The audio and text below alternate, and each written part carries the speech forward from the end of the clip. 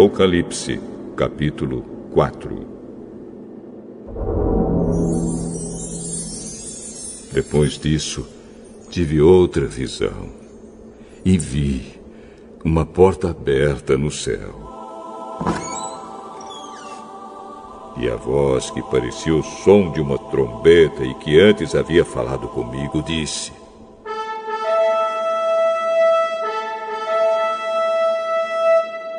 Suba aqui e eu mostrarei a você o que precisa acontecer depois disso.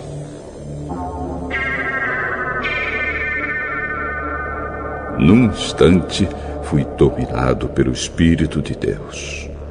E ali no céu estava um trono com alguém sentado nele. O seu rosto brilhava como brilham as pedras de jaspe e sárdio. E em volta do trono havia um arco-íris que brilhava como uma esmeralda. Ao redor do trono havia outros 24 tronos, nos quais estavam sentados 24 líderes vestidos de branco e com coroas de ouro na cabeça. Do trono saíam relâmpagos, estrondos e trovões.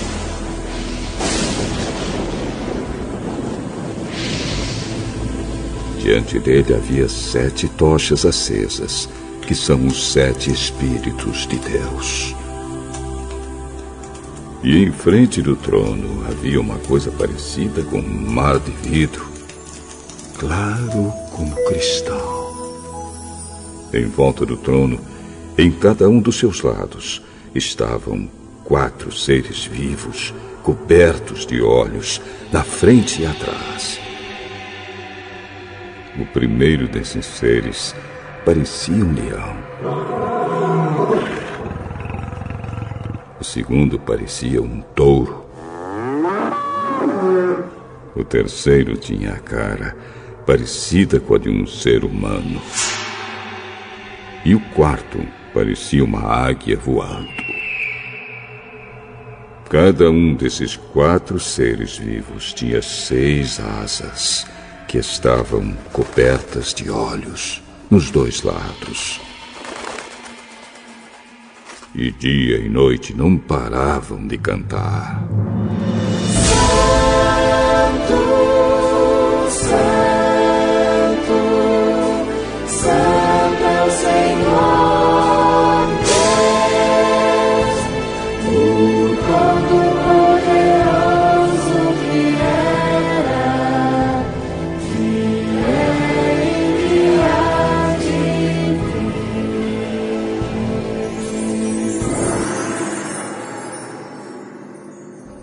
Cada vez que os 4 seres vivos cantavam hinos de glória, honra e agradecimento ao que está sentado no trono e que vive para todos sempre, os 24 líderes caíam de joelhos diante dele e o adoravam.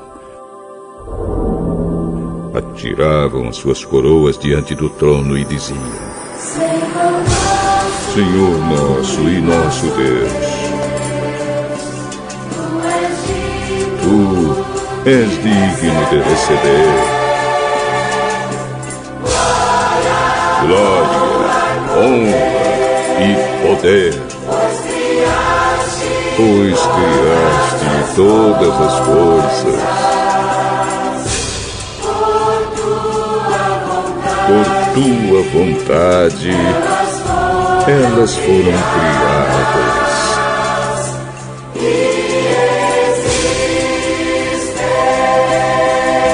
Existem.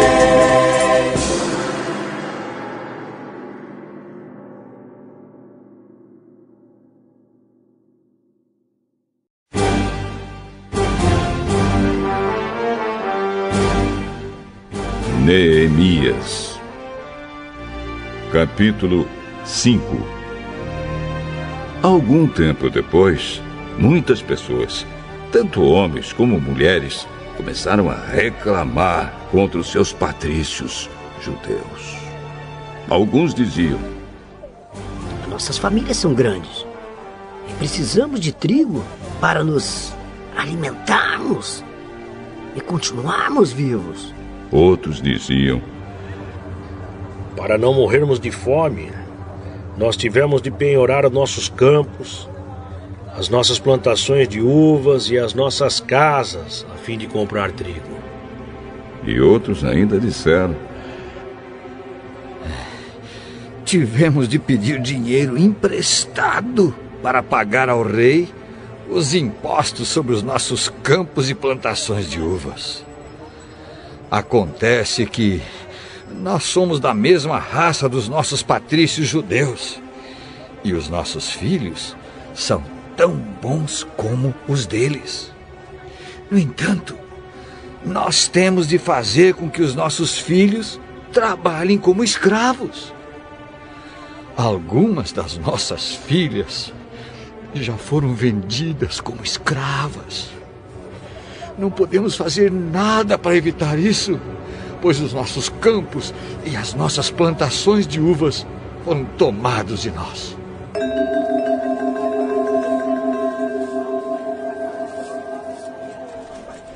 Quando eu, Neemias, ouvi essas queixas, fiquei zangado e resolvi fazer alguma coisa. Repreendi as autoridades do povo e os oficiais e disse: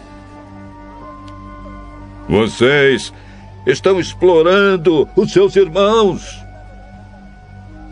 Depois de pensar nisso, eu reuni todo o povo a fim de tratar desse problema e disse: de acordo com as nossas posses, nós temos comprado dos estrangeiros os nossos patrícios judeus que tiveram de se vender a eles como escravos. E agora vocês, que são judeus, estão forçando os seus próprios patrícios a se venderem a vocês. As autoridades ficaram caladas e não acharam nada para responder. Então eu disse: o que vocês estão fazendo é errado. Vocês deviam temer a Deus e fazer o que é direito, em vez de dar aos nossos inimigos, os não-judeus, razão para caçoar de nós. Eu e os meus companheiros e os homens que trabalham para mim temos emprestado dinheiro e trigo ao povo. E agora vamos perdoar essa dívida. Portanto, vocês também perdoem todas as dívidas deles, dinheiro, vinho ou azeite, e devolvam agora mesmo os seus campos, as suas plantações de uvas e de oliveiras e as suas casas. Está bem. Nós vamos fazer o que você está dizendo. Vamos devolver as propriedades e não vamos cobrar as dívidas.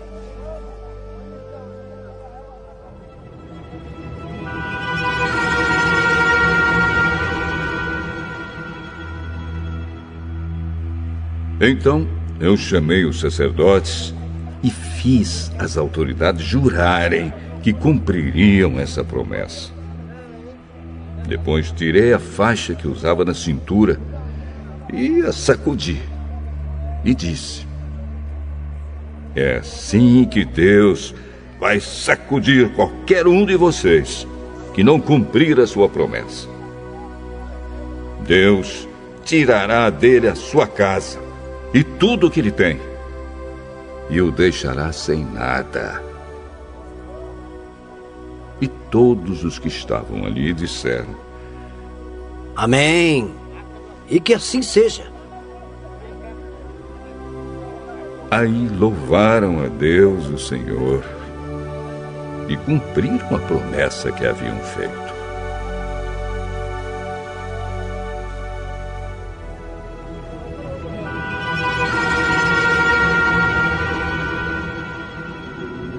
Durante os 12 anos em que fui governador da terra de Judá, desde o ano 20 do reinado de Artaxerxes até o ano 32, nem eu, nem os meus parentes comemos a comida a que eu tinha direito como governador.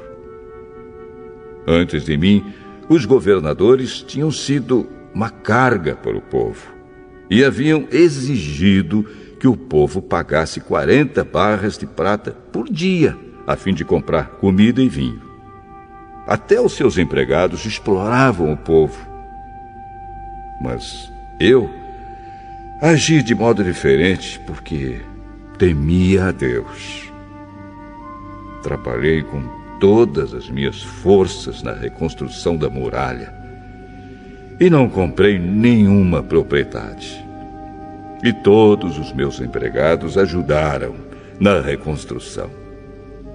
Também hospedei na minha casa 150 judeus e os seus chefes, além de todas as pessoas das nações vizinhas que vinham à minha casa. Todos os dias eu mandava preparar um boi, 6 ovelhas das melhores e muitas galinhas. E a cada 10 dias eu mandava vir uma nova remessa de vinho. Mas eu sabia que o povo tinha de trabalhar no pesado. Por isso, não pedi o dinheiro da comida a que eu, como governador, tinha direito. Oh, Deus, eu te peço que leves em conta tudo o que fiz por este povo.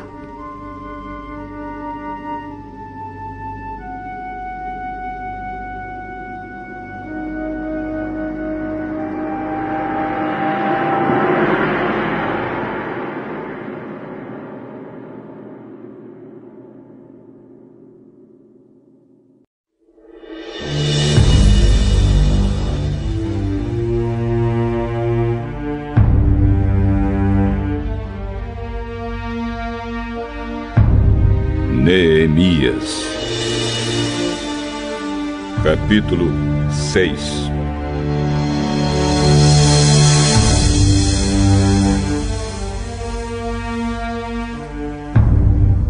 Sambalate, Tobias, Gesem e o resto dos nossos inimigos souberam que nós havíamos terminado de reconstruir a muralha e que não havia mais brechas nela, embora ainda não tivéssemos colocado os portões nos seus lugares.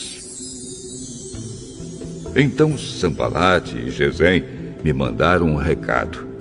Queriam que eu fosse me encontrar com eles num dos povoados do Vale de Ono, mas a intenção deles era me fazer algum mal. Aí eu mandei mensageiros a eles com o seguinte recado: eu estou fazendo um trabalho importante e não posso descer até aí. Eu não vou deixar esse trabalho só para ir falar com vocês. Eles me mandaram o mesmo recado 4 vezes. E eu mandei sempre a mesma resposta. Então Sambalate me mandou o 5º recado. E este veio por escrito. Era uma carta e foi trazida por um dos empregados de Sambalate. A carta, que estava aberta, dizia: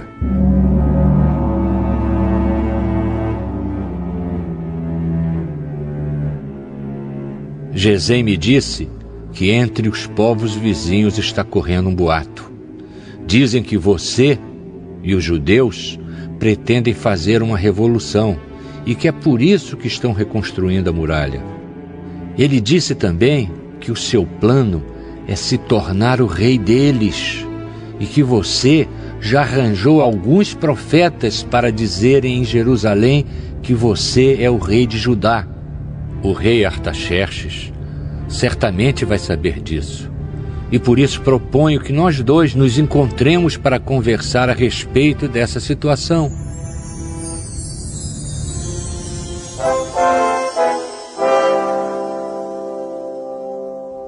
Eu mandei a seguinte resposta: nada do que você está dizendo é verdade.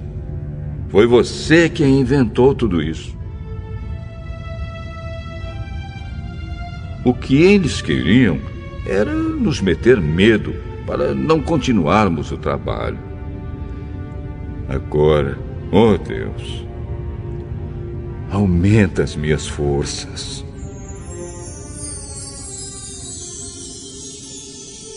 Nessa época, Semaías, filho de Delaías e neto de Meetabel, estava proibido de sair de casa, e por isso fui visitá-lo. Ele me disse: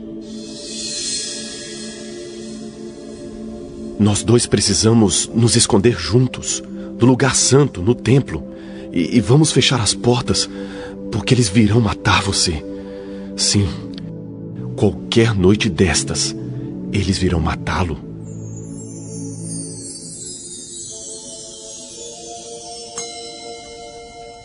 A isso respondi: eu não sou do tipo de homem que foge e se esconde. Você pensa que eu tentaria salvar a minha vida me escondendo no templo? Eu não vou fazer isso, de jeito nenhum.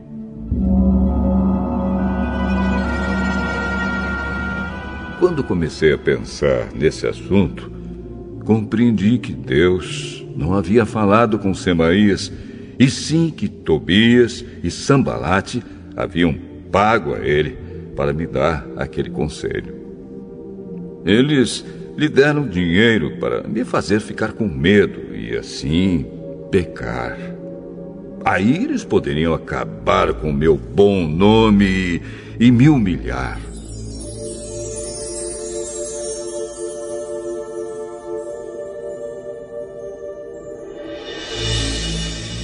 Oh, meu Deus! Lembra do que Tobias e Sambalate fizeram e castiga-os. Lembra também da profetisa Noadias e dos outros profetas que tentaram me fazer ficar com medo. As muralhas foram terminadas no dia 25 do mês de Elul, depois de 52 dias de trabalho. Então os nossos inimigos das nações vizinhas souberam disso e ficaram desmoralizados, porque todos ficaram sabendo que o trabalho havia sido feito com a ajuda do nosso Deus. Durante esse tempo, as autoridades dos judeus haviam escrito muitas cartas a Tobias e haviam recebido várias cartas dele. Muita gente de Judá estava do lado de Tobias, porque ele era genro de um judeu chamado Secanias, filho de Ará. Além disso, o seu filho Joanã havia casado com a filha de Mesulã, filho de Berequias. Na minha frente, falavam das boas coisas que Tobias havia feito e contavam a ele tudo o que eu dizia. E Tobias continuou a me mandar cartas para ver se conseguia me fazer ficar com medo.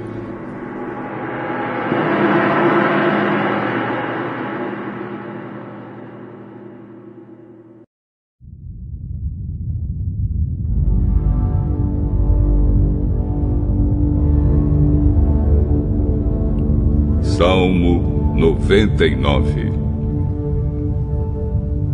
O Senhor Deus é Rei, os povos tremem.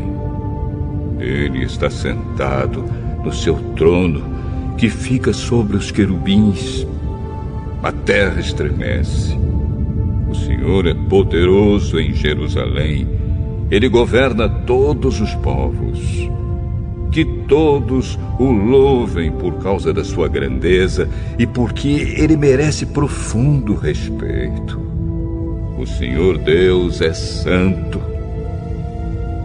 Oh, poderoso Rei, tu amas a justiça. Tu a trouxeste ao povo de Israel, fazendo com que houvesse julgamentos justos e honestos. Louvem o Senhor, nosso Deus, e se ajoelhem diante do seu trono. O Senhor Deus é santo. Moisés e Arão foram sacerdotes de Deus, e Samuel orava a ele. Eles clamavam a Deus, o Senhor, e ele respondia. Da coluna de nuvem, ele falava aos israelitas. Eles obedeciam às leis e aos mandamentos que ele lhes tinha dado. Ó Senhor, nosso Deus, tu respondeste ao teu povo. Tu mostraste que és Deus que perdoa, mas também que castiga as pessoas pelos seus pecados. Louvem o Senhor, nosso Deus, e o adorem no seu monte santo, pois o Senhor, nosso Deus, é santo.